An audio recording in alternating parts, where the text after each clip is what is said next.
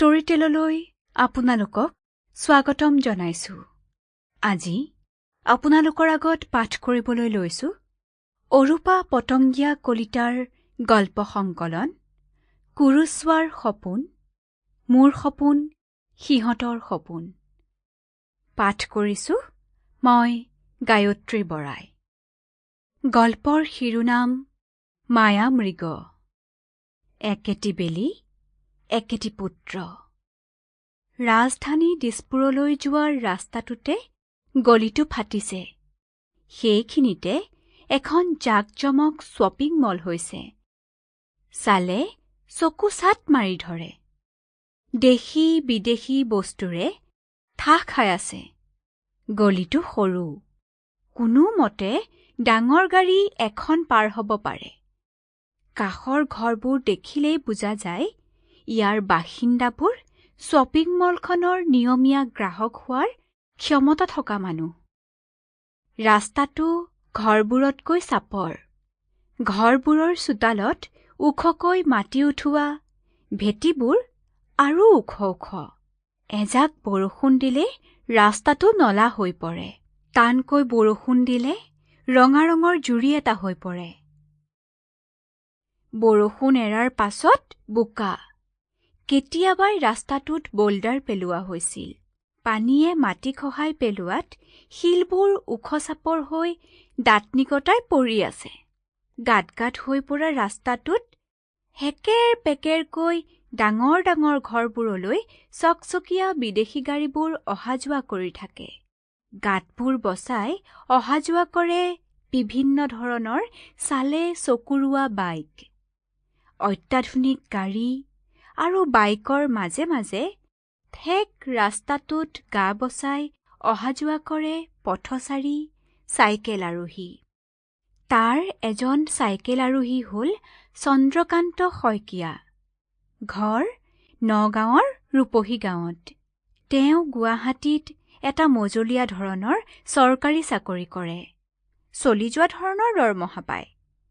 বিয়া কৰাইছে নিজৰ গাঁওখনৰ পৰা। পৰিবাৰ ৰুণু নিমাখিত ছোৱালী।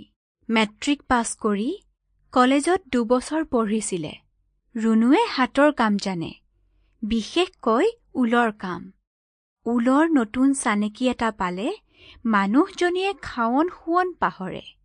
বিয়াৰ পাছতে বেংকৰ সৰু লোন এটা লৈ এটা নিটিং মেচিনো কিনি থৈছে। 2-এঘৰক পাৰিশ্ৰমিকৰ বিনিময়ত আজৰি পালে ছুৱেটাৰো গুঠি দিয়ে।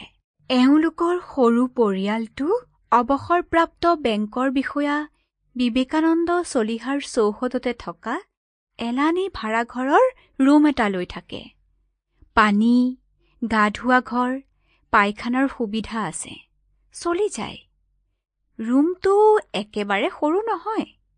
বাৰাণ্ডা, পাকঘৰ হৈ যায়।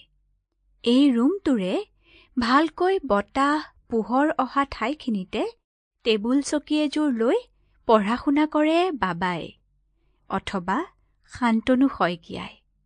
তেওঁলোকৰ একেটি পুত্ৰ। বেলিক পৃথিৱীয়ে প্ৰদক্ষিণ কৰাৰ দৰে মাক-দেউতাকহালো একেটি পুত্ৰক কেন্দ্ৰ কৰি ঘূৰি থাকে। ইংলিছ মিডিয়াম স্কুলত ভৰ্তি।